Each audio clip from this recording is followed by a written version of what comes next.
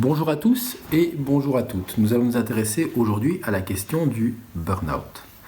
Le burn-out est une pathologie dite psychosociale qui s'accompagne également de deux autres manifestations, le bore-out et le burn-out. Nous le verrons, à savoir l'ennui professionnel et la perte de sens professionnel, que nous allons examiner tous les trois sous des facettes différentes. Le burn-out, première dimension que nous allons examiner ensemble, est en fait une pathologie psychosociale qui a été découverte dans les années 70 par M. Freudenberger, qui était un psychologue qui travaillait au contact de soignants, qu'il avait observé dans un hôpital, manifestant progressivement à la suite de prises en charge de plus en plus compliquées de personnes souffrant d'affections diverses, des problèmes cardiaques, des problèmes respiratoires. Il avait remarqué que ces professionnels avaient, à l'issue de la prise en charge qui était parfois très problématique de ces personnes, avait développé une sorte de distance critique, peut-être même un peu cynique, à l'égard de ces patients.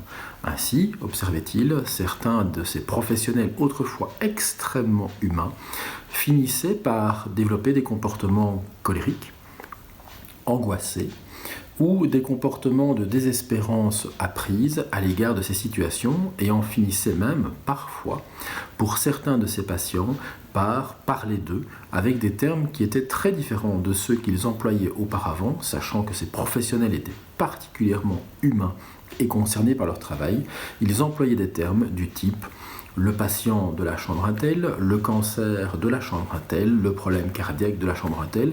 Bref, il réifiait les personnes, il transformait donc les personnes en des choses, en des cas, et non plus en des individus concernés par des maladies. Examinons maintenant ensemble la définition que Freudenberger pouvait donner de cette manifestation qu'il repéra dès les années 70, en 1974 exactement. Il dit « Certaines personnes sont parfois victimes d'incendies, tout comme les immeubles. Sous l'effet de la tension, leurs ressources en viennent à se consumer, comme sous l'action des flammes, ne laissant qu'un vide immense à l'intérieur, même si l'enveloppe externe semble plus ou moins intacte. Ces personnes, atteintes de burn-out, se retrouvaient donc extérieurement à peu près préservées, il n'y avait pas de manifestation physiologique perceptible d'une pathologie intérieure, mais par ailleurs, ces personnes étaient consumées de l'intérieur progressivement, étage après étage, par un épuisement émotionnel, physique, cognitif et affectif qui avait gagné peu ou prou et peu à peu tous les étages de leur personnalité.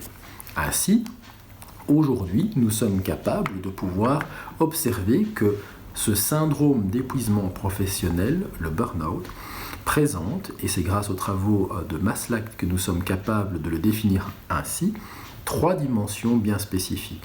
D'un côté, et nous avons détaillé, de l'épuisement émotionnel. Ensuite, une déshumanisation de la relation à l'autre et à soi-même. Et enfin, troisièmement, un sentiment d'échec ou un sentiment de non-accomplissement de la capacité à agir sur les choses. Voyons maintenant ensemble ce que cela signifie dans ces trois dimensions.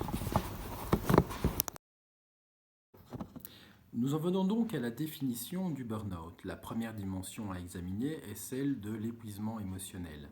L'épuisement émotionnel n'est pas synonyme de l'épuisement professionnel. En de nombreuses circonstances, nous sommes parfois sollicités et nos émotions sont travaillées durement par des événements que nous avons à mener. Un mariage, une naissance, des traumatismes, la maladie, parfois nous conduit à éprouver un épuisement temporaire de nos capacités de coping, de gestion de nos émotions.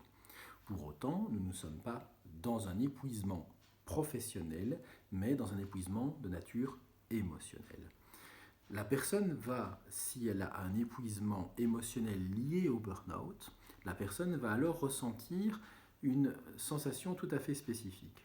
Elle va avoir des réponses qui seront soit hypertrophiées, soit hypotrophiée. Hypertrophiée, la personne réagira de manière émotionnelle trop rapidement et de manière excessive, que ce soit de la colère, que ce soit de la tristesse, de la peur. La personne va réagir de façon trop visible auprès de ses collègues dès lors qu'une responsabilité lui sera demandée. L'inverse est tout à fait possible également. La personne étant épuisée sur le plan émotionnel, n'ayant plus de ressources sur le plan émotionnel, elle va développer un mécanisme de défense, et ce mécanisme de défense va produire une abrasion émotionnelle qui donnera le sentiment que la personne n'est pas touchée par ce qui lui arrive, et elle pourra développer, certaines littératures scientifiques, un John Wayne syndrome, c'est-à-dire un syndrome dans lequel la personne semble vous regarder de manière non réactive lorsque vous lui annoncez des choses qui sont parfois très importantes. Elle peut donner l'impression qu'elle réagit froidement alors même qu'elle est profondément touchée par ce qui se passe. La deuxième dimension, la dépersonnalisation ou la déshumanisation du rapport à l'autre, signifie que puisque la personne a été trop loin dans ses ressources, dans ses capacités à pouvoir gérer sur le plan émotionnel les situations difficiles auxquelles elle a été confrontée, il est possible qu'un mécanisme de défense inconscient se mette en place et cette personne va se défendre face à cette difficulté à pouvoir absorber des émotions trop fortes. La personne va donc prendre une certaine distance par rapport à ce qui lui arrive, et cette distance va se marquer de deux manières. Soit elle va bien involontairement déshumaniser ce qui lui arrive en déshumanisant l'autre, c'est-à-dire en transformant la situation à laquelle elle est exposée en un... La personne peut avoir le sentiment qu'elle réagit de cette manière-là de façon réactionnelle, c'est-à-dire qu'elle a le sentiment de développer cette distance sociale relative aux autres parce qu'elle-même subit de la part des autres une forme de distanciation. La troisième dimension concerne le sentiment d'efficacité personnelle. La personne qui jusque-là était un travailleur ou une travailleuse de qualité, de par l'épuisement émotionnel et de par cette distance prise à l'égard des autres et à l'égard de soi-même, la personne peut avoir le sentiment d'être moins efficace, moins efficiente dans son travail. Elle va alors développer des sentiments de culpabilité et de démotivation, ce qui l'a stimulé auparavant met à ne plus la stimuler et elle doute d'elle-même. Elle va donc développer deux types de comportements, soit de l'hyperactivité présentielle, on parle de présentéisme, elle va être là sur son lieu de travail, faire énormément de choses, mais au fond rien ne sera fait avec la même efficacité qu'auparavant. Plein de choses seront débutées en même temps et aucune ne sera conduite jusqu'à son terme correctement. Ou bien la personne va prôner l'absentéisme involontaire, elle va se sentir tellement mal qu'elle préférera alors ne pas aller travailler et demander un certificat médical le temps de pouvoir recouvrer son état d'esprit. Venons-en maintenant à l'examen de la symptomatologie. La personne atteinte de burn-out va présenter à la fois des symptômes physiques et des symptômes psychiques. Parmi les symptômes physiques, il y en a une pléthore que vous pouvez retrouver sur la diapositive qui y est consacrée. Relevons des troubles du sommeil. La personne va avoir un sommeil dégradé qui va s'accompagner de manifestations d'allure dépressive, la personne étant malheureuse, triste au réveil et accompagnée de ruminations et d'idéations tout à fait tristes. Mais la personne va également présenter des troubles cognitifs, à la fois assis par ces troubles du sommeil, mais également par l'état général dans lequel elle est, où elle va avoir difficulté à pouvoir se concentrer sur ce qu'elle fait, à pouvoir mémoriser des informations, à pouvoir présenter une attention soutenue. Des manifestations de type plutôt hormonal vont également être présentes. La personne va rapidement se mettre à transpirer ou à trembler lorsqu'une demande leur sera faite, lorsqu'une exigence leur sera communiquée, et vont ressentir des troubles digestifs, des troubles squelettiques, mais également des troubles d'allure pseudo-cardiaque. La personne va véritablement sentir une oppression thoracique qui pourra lui faire penser qu'elle fait un malaise cardiaque, et c'est une des raisons pour lesquelles les personnes se présentent parfois en consultation d'abord clinique et ensuite psychothérapeutique. C'est parce que les personnes ont réellement le sentiment qu'elles auront pu mourir. Elles vont développer dans certains cas, nous l'avons vu ensemble, des crises d'angoisse, de l'anxiété manifestée par une sorte de poussée paroxystique où la personne va présenter tous les symptômes associés à cette crise d'angoisse. Il y a également des manifestations psychiques. La personne va à la fois développer de l'indifférence à l'égard d'elle-même et d'autrui, un sentiment d'anxiété assez généralisé, une culpabilité plutôt forte, va perdre ce qui était autrefois parfois son grain, à savoir un peu d'humour, de décalage par rapport à elle-même. Elle va être beaucoup plus irritable, elle va être agressive, elle va se sentir plus rapidement excitable, excitée et dépassée par les événements. Et pour pallier ça, elle va développer parfois des comportements de nature addictive, des médicaments ou bien de l'alcool pour pouvoir atténuer cette charge stressante et dépressive qui l'envahit notamment. Nous pouvons ensuite examiner la façon dont nous pouvons établir qu'une personne présente un syndrome d'épuisement professionnel. Des batteries de tests sont proposées et parmi ces batteries qui sont empiriquement validées, Maslach et ses collaborateurs ont mis au point le Maslach Burnout Inventory qui reprend un ensemble de questions dans laquelle la personne peut évaluer dans quelle mesure elle est en accord ou en désaccord avec les propositions qui lui sont formulées. Par exemple, je me sens au bout du rouleau, suis-je tout à fait d'accord avec cette assertion ou au contraire, est-ce que je ne ressens jamais cette sensation? Je me sens frustré par mon travail, je me sens plein d'énergie, je suis sensible aux gens ou insensible aux gens depuis quelque temps au travail. Tous ces éléments permettent de savoir où la personne se situe dans la zone d'épuisement professionnel qui peut être la sienne. Les phases du traitement sont multiples selon Delbruck. Nous n'allons pas les passer en détail ici, mais sachez que la personne va passer d'une phase où on a besoin d'évaluer ce qu'elle présente comme difficulté. Est-ce que c'est un épuisement émotionnel ponctuel ou est-ce qu'elle est réellement prise par un épuisement professionnel? Elle va passer également par une phase d'acceptation qui est assez douloureuse où elle va devoir mettre des mots et accepter la situation transitoire dans laquelle elle est, transitoire mais qui peut évidemment, comme nous l'avons déjà vu, durer un certain temps.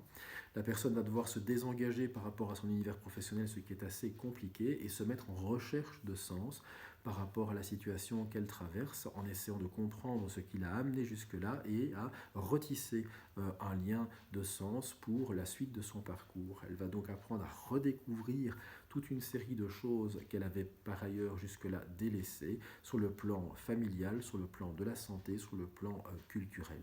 Et cette personne va peu à peu construire avec vous, reconstruire, rebâtir un nouvel univers de sens, de nouvelles priorités, un nouvel engagement pour la vie qu'elle va progressivement mettre en objectifs. Ces objectifs vont être ensuite déclinés en éléments plus concrets et la personne va alors se diriger vers une nouvelle forme d'organisation de son existence et le départ viendra consolider donc ce cheminement parfois assez long.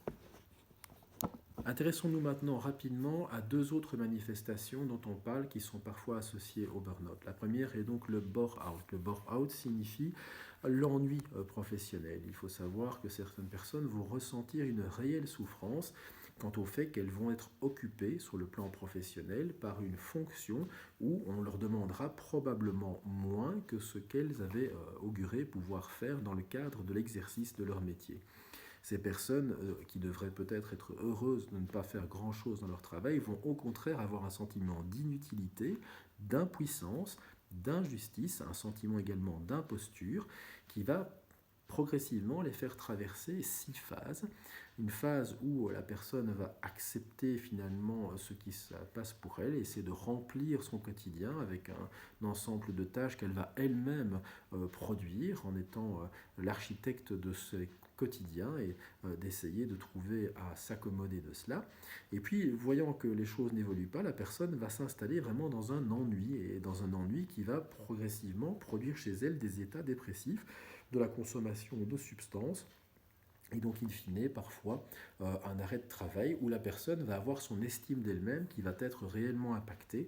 Elle va se sentir moins motivée, moins compétente. Et donc la personne, à ce moment-là, va se retrouver dans un état qui est assez difficile à pouvoir vivre. Quant au burn-out, il s'agit en fait de toutes ces professions dans lesquelles les personnes vont avoir un sentiment d'absurdité, d'inutilité dans le travail qu'elles font. Ce sont souvent des jeunes qui sont surdiplômés, qui ont eu une volonté de changer les choses, d'être des money changers, donc des gens qui allaient changer le cours des choses au niveau professionnel, au niveau sociétal, au niveau institutionnel, et qui finalement, alors qu'il y avait peut-être une promesse d'engagement, on leur donnait des responsabilités et des projets d'avenir, vont se retrouver finalement dans des tâches assez répétitives, avec un état d'agentivité assez grand et l'incapacité de pouvoir peser comme elles l'espéraient sur leur avenir.